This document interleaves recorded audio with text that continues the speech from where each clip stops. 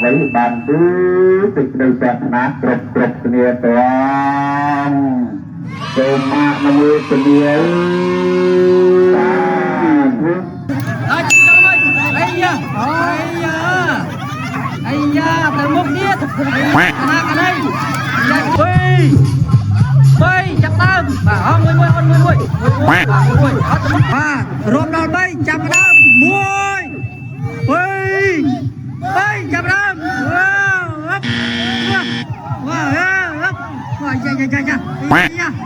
อย่าไทยไหนได้วะวัดเลยไอ้ยาคอยได้อะ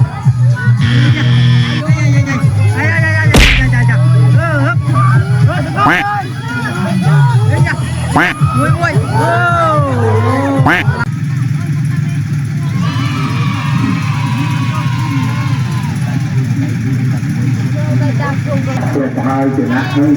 กระดาษทำไมยืดคุย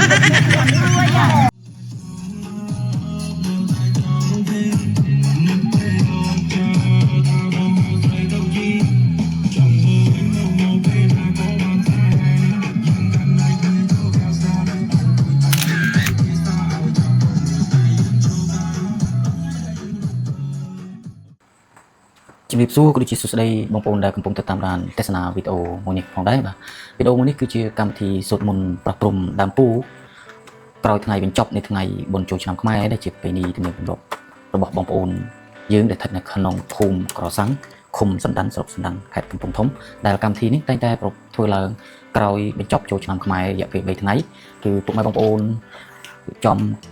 កម្មវិធីនេះឡើងគឺជាកម្មវិធីសូត្រមន្តប្រព្រំដើមពូបាទក្រោយចូលបញ្ចប់នៃថ្ងៃទីបុណ្យចូលឆ្នាំខ្មែរប្រពៃណីជាតិរបស់យើងជារៀងរាល់ឆ្នាំគឺពុកម៉ែបងប្អូនតែងតែរៀបចំកម្មវិធីសូត្រមន្តប្រព្រំដើមពូឬក៏កម្មវិធីហៅថាត្រាស់ពូដើម្បីបញ្ចប់នៅថ្ងៃបុណ្យចូលឆ្នាំខ្មែរប្រពៃណីជាតិរបស់យើងដែលជាប្រពៃណីជារៀងរាល់ឆ្នាំរបស់ពុកម៉ែបងប្អូនដែលស្ថិតនៅក្នុងភូមិផ្ទាល់តែម្ដងបាទហើយជាកម្មវិធីនឹងផងដែរគឺជាកម្មវិធីប្រពៃណីមួយដែលជាទំនៀមទម្លាប់របស់ពុកម៉ែបងប្អូនរបស់យើងប្រពឡើងជារៀងរាល់ឆ្នាំដែលតែងតែប្រព្រឹត្តឡើងនៅទីតាំងដែលមានដើមពោផ្ទាល់នៅក្នុងភូមិផ្ទាល់តែម្ដងដែលជាជំនឿប្រពៃណីវប្បធម៌របស់ពុកម៉ែបងប្អូនស្ថិតនៅក្នុងភូមិក្រសាំងឃុំសណ្ដានផ្ទាល់នឹងតែម្ដងហើយកម្មវិធីនឹងផងដែរជាការសូត្រមន្តប្រព្រំដើមពោបាទក្រោយចប់ថ្ងៃបុណ្យចូលឆ្នាំខ្មែរនេះគឺមានរៀបចំកម្មវិធីជាច្រើនផ្សេងទៀតដែលពុកម៉ែបងប្អូនតែងតែរៀបចំធ្វើឡើងនៅក្នុងបរិវេណជុំវិញដើមពោដែលជា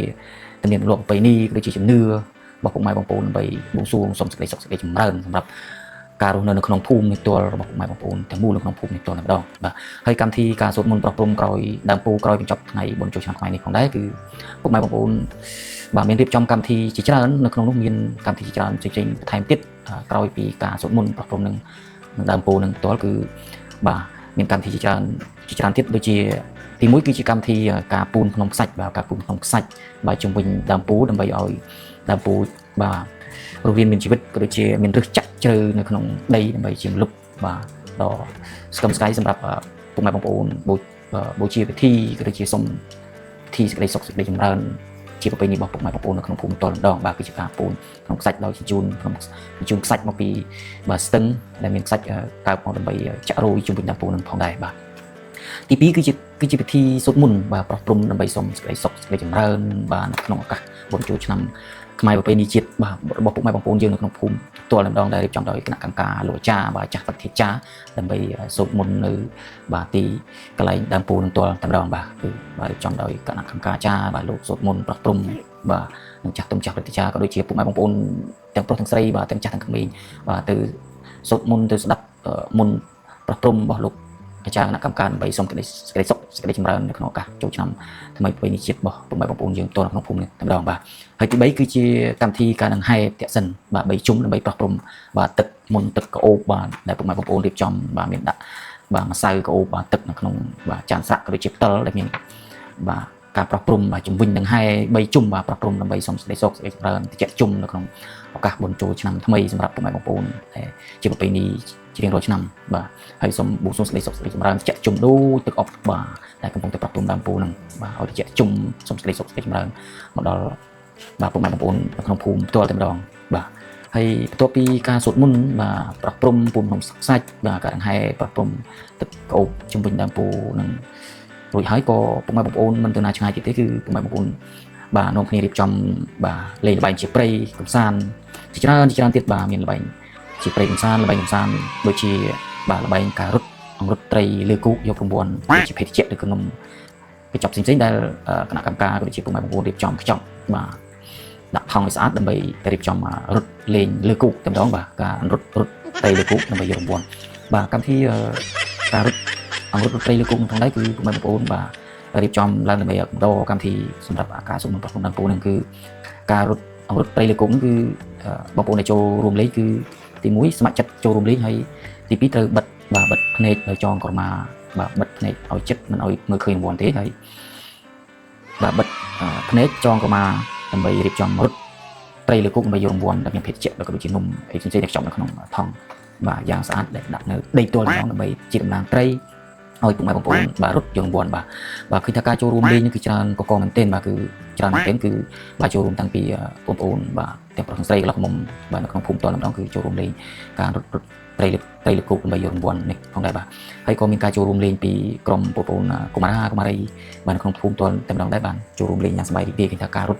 បាទយកត្រីនេះគឺខ្លះរត់ចំផងខ្លះរត់ចំខ្លះរត់ហើយរាវខ្លះបានរាវគឺរត់បាទសើចសប្បាយនិយាយទៅកំដរកម្មវិធីនេះគឺថាអ្នកចូលរួមគឺថាមើលទេសនាមើលគឺសើចសប្បាយរីករាយខ្លះបាទគណៈកម្មការក៏រៀបចំដើម្បីឲ្យអធិកធមនៅក្នុងកម្មវិធីនេះគឺត្រូវយករង្វាន់តិចចេញពីរត់ដែលរត់ចិត្តទៅអីចឹងទៅក្បែរដកចេញដើម្បីឲ្យពជាពេលវេលាដើម្បីឲ្យអ្នកចូលរួមរត់នោះគឺកាន់តែរត់ឲ្យច្រើនថែមទៀតដើម្បីមើលទៅទេសនាទៅកាន់តែសប្បាយរីករាយបន្តទៅទៀតបាទបន្ទាប់ពីកម្មវិធីរត់បាទរត់ត្រីលើគោកយករង្វាន់ហើយអ្នករត់បានគឺបានរង្វាន់តែម្ដងអ្នករត់មិនបានគឺអត់តែម្ដងជាការលក្ខខណ្ឌក្នុងកម្មវិធីបាទហើយល្បែងបន្តទៅទៀតគឺមានបាទដឹកនាំលេងល្បែងទាញព្រាត់បាទទាញព្រាត់មានបាទក្រុមស្រីមួយចំហៀងបាទក្រុមប្រុសមួយចំហៀងបាទมันគិតពីបាទចាស់ក្មេងឬក៏វ័យដាល់ទេគឺអត់តែមានស្រីមួយចំហៀងគឺប្រុសចំហៀងគឺរៀបចំដើម្បីទាញសាកល្បងប្រកួតកម្លាំងគ្នាបាទតើកម្លាំងបងប្អូនខាងណាដែលមានកម្លាំងខ្លាំងហើយសាមគ្គីគ្នាដើម្បីទាញព្រាត់យកឈ្នះបាទអញ្ចឹងគឺថាការទាញព្រាត់នឹងបងដែរគឺថាសម្រាប់ឆ្នាំនេះគឺបងស្ត្រីមានច្រើនជាងបងប្រុសដូចជាប្រុសយើងបាទគឺថាកម្លាំងពួកគាត់ខ្លាំងមែនទេបាទទាញបាទ2លើកបាទ2ដងគឺប្រុសបាទឡើងហុយដេកលំហើយគឺผมมันអាចទាញឈ្នះគាត់បានដែរបាទដោយសារតែកម្លាំងគាត់ច្រើនគាត់សាមគ្គីគ្នាហើយប្រុសយើងមានតិចទៀតអញ្ចឹងថាទាញចុះទីឡើងគឺសរុបសេចក្តីមកគឺបាទមិនឈ្នះខាងបងស្ត្រីក៏ដូចជាខាងស្រីទេបាទសម្រាប់ល្បែងទាញព្រាត់ទាំង2លើកនេះបាទហើយបន្តមកទៀតក៏មានល្បែងកម្សាន្តជាច្រើនទៀតដូចជាលេងយៈកន្សែងបាទលេងយៈកន្សែងដោយការចូលរួមលេងពីបងប្អូនកុមារជាច្រើនទាំងប្រុសទាំងស្រីហើយក៏ដូចជាក្រុមផ្លាស់មុំនៅក្នុងភូមិដូចជាបងប្អូនយុវជនបាទចូលរួមលេងជាច្រើនដែរនៅក្នុងនោះគឺថាបាទលក្ខខណ្ឌនៃការលេងយៈកន្សែងឆ្មាកំកែងអូលងនេះគឺអ្នកចូលរួមលេងគឺត្រូវអង្គុយបាទដាក់ដៃទាំងពីរទៅក្រោយបាទដើម្បីទទួលកន្សែងពីអ្នករវៃកន្សែងបាទហើយកន្សែងគឺយើងប្រើកន្សែងមូបាទទន់ដើម្បីវាយអ្នកដែលនៅស្ដាំដៃកន្សែងមកដល់ខ្លួនគឺមិនបានប្រយ័ត្នគឺអ្នកស្ដាំដៃត្រូវបានអ្នកឆ្វេងដៃចាប់កន្សែងបានគឺត្រូវវាយអ្នកស្ដាំដៃហើយរត់ជុំវិញមកដល់កន្លែងអង្គុយវិញបាទជាកម្មវិធីក៏ដូចជាល្បែងជាប្រៃលក្ខកន្សែងឆ្មាកំកែងអូលងនេះគឺជាកម្មវិធីល្បែងជាប្រៃរបស់ខ្មែរយើងមានតាំងពីយូរលង់ណាស់មកហើយដែលពុកម៉ែបងប្អូនតែចូលរួមលេងបាទកំសាន្តនៅពេលដែលបុណ្យចូលឆ្នាំខ្មែរប្រពៃណីជាតិមកដល់ពីចំនួនមុនគឺមិនសូវមានធំបាសឬក៏មីក្រូច្រើនទេគឺបងប្អូនតែនាំគ្នាលេងល្បែងជាប្រៃជាច្រើនក៏ដូចជាល្បែងលាក់កន្សែងនឹងតែម្ដងបាទហើយកម្មវិធីនេះផងដែរគេរៀបចំឡើងដើម្បីឲ្យលេងដើម្បីឲ្យក្មេងៗជំនាន់ក្រោយក៏ដូចជាបងប្អូនកុមាររៀនសូត្រតាមល្បែងជាប្រៃនេះផងដែរដើម្បីរក្សាប្រពៃណីវប្បធម៌កុំឲ្យបាត់បង់បាទតែមុខទៀតដើម្បីឲ្យពួកក្មេងៗជំនាន់ក្រោយគាត់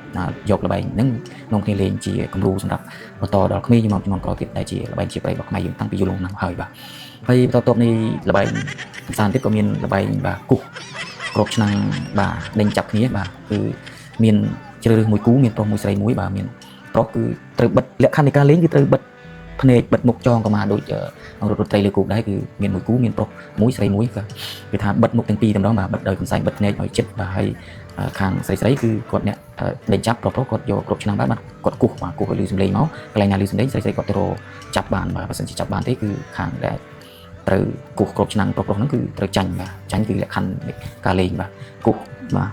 5 6ដងបាទគូស2ដង3ដងដើម្បីលឺសំឡេងភាគីខាងទៀតខាងស្រីគាត់ដេញចាប់បាទពេលលឺសំឡេងគាត់រាវដេញចាប់បាទចាប់បានគឺ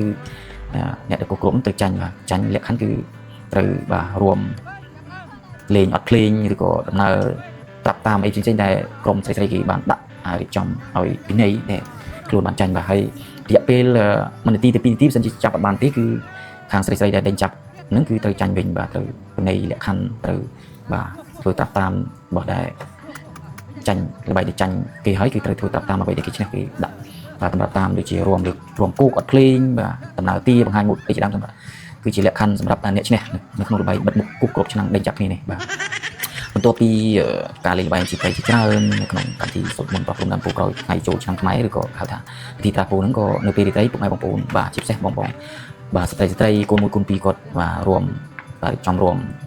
វងរួមច្បាប់ពេញនេះខ្មែរនៅពេលនេះត្រីបាទឃើញថាមួយធីមនេះគឺថាបាទរួមច្បាប់ពេញនេះខ្មែរគេថាស្រុកគ្នាស្អាតមួយស្អាតមែនទែនបាទស្រុកគ្នាទាំងដៃទាំងជើងទាំងការតុបតែងខ្លួនគឺថាមើលទៅខ្ជុបសាហាវជាងពីកមុំបាទទៅទៀតបាទសម្រាប់បងស្ត្រីបាទ